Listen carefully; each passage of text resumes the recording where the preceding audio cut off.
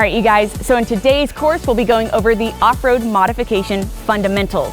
In other words, we'll be talking about different parts and modifications you can make to your off-roading vehicle. That's right, we'll be covering the pros and cons so you can make an informed decision on what you want to do to your vehicle so it's capable both on and off-road. And again, it's important to remember what your personal objective is for your vehicle, because that will play a huge role in what changes and modifications you want to make.